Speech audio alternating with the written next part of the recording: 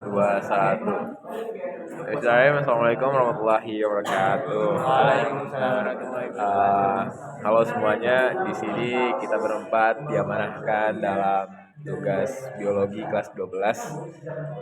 Di sini kita membahas mengenai materi bioteknologi pengolahan bahan pangan. Nah, di sini itu sebenarnya ada tiga subtes, ada pembuatan keju, pembuatan susu, dan pembuatan produk makanan lainnya. Tapi kita di sini hanya fokus pada pembuatan susu. Nah, pembuatan susu itu apa aja sih produk-produknya? Produk-produknya ada keju, mentega, dan yogurt gitu.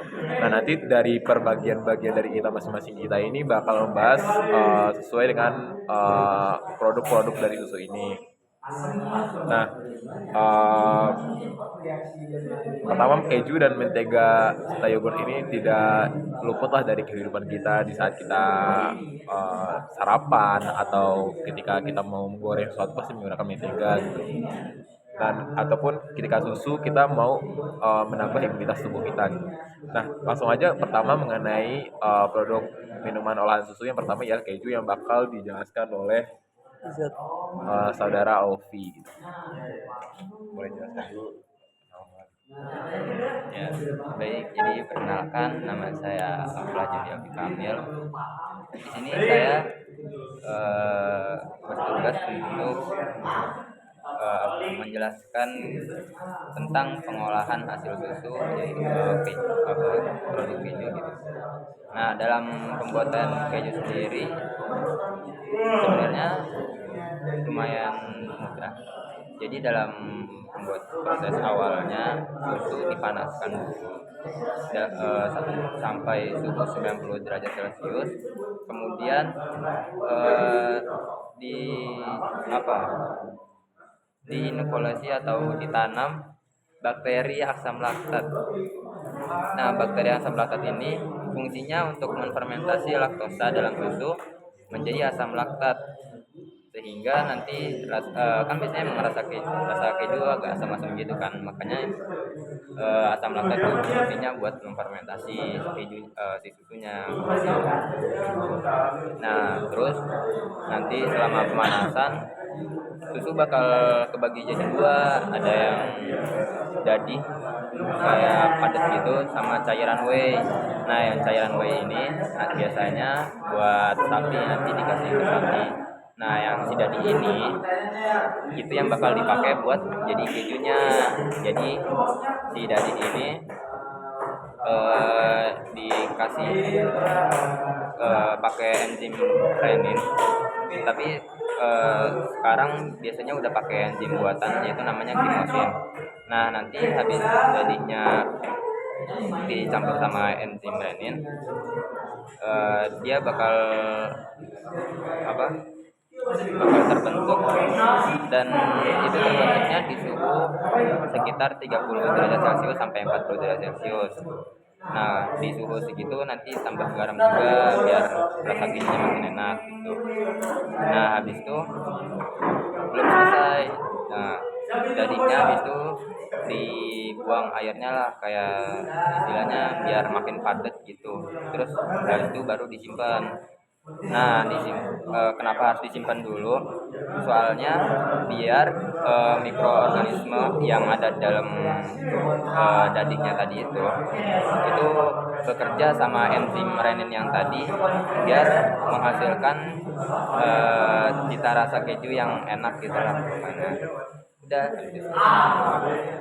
mungkin sekian. Nah, ini fun fact aja sebenarnya. Sebenarnya tuh keju itu ada terbagi menjadi 4 macam, guys. Sebenarnya keju itu ada yang sangat keras, ada yang keras, setengah lunak, dan keju lunak. Nah, keju yang biasa kita pakai sehari-hari itu biasanya itu termasuk keju keras, seperti kayak keju cheddar dan keju lain sebagainya. Nah, itu buat permasalahan mengenai keju.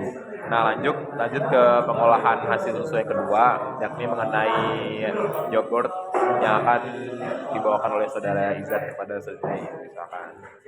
Oke, baik, terima kasih kepada Fadil yang telah memberikan penjelasan mengenai proses terjadinya yogurt. Jadi mungkin kalian tahu lah ada beberapa merek yogurt seperti Cimory ataupun Grandville. Nah, jadi setelah ini kita kalian bakal mengetahui nih gimana sih yogurt tadi kayak cimori, blender itu bisa dihasilkan. Oke, jadi buat yogurt ini dia memakai dua mikroorganisme atau bakteri asam laktat, yaitu Lactobacillus bulgaricus dan Coccus thermophilus. Nah, untuk prosesnya sendiri, jadi susu yang merupakan bahan utama dia akan dipasteurisasi terlebih dahulu. Setelah itu bakteri asam laktat tadi akan dimasukkan ke dalam susu dan dipanaskan dalam suhu 45 derajat Celcius dalam waktu 5 jam. Dan setelah itu bakteri asam laktat tadi akan beraktivitas di susu yang telah dipasteurisasi dan akan menghasilkan pH akan mengubah pH-nya menjadi 4. Setelah itu yogurt telah jadi dan bisa didinginkan dan ditambahkan cita rasa sendiri, guys.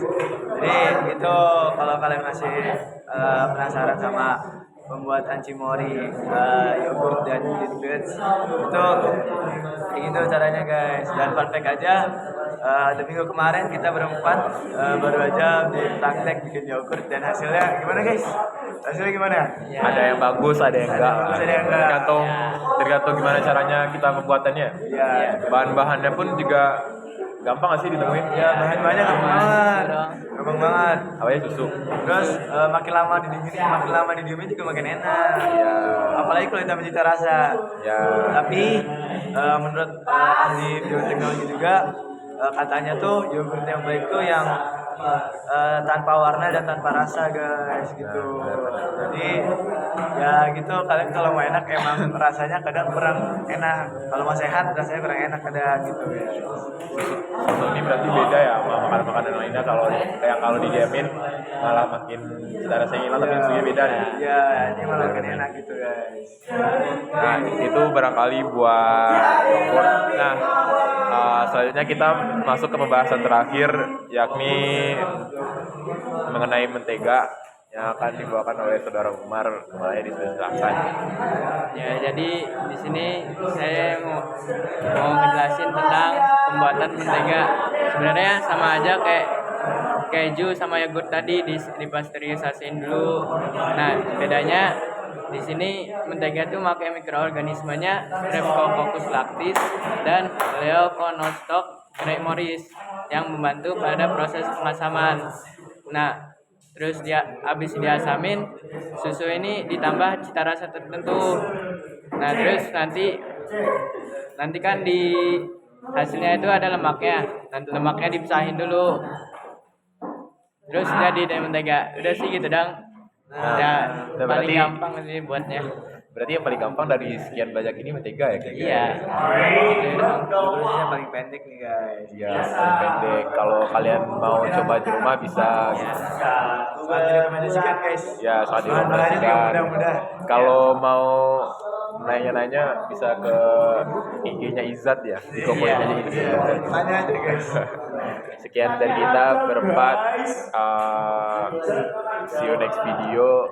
Assalamualaikum warahmatullahi wabarakatuh. Waalaikumsalam.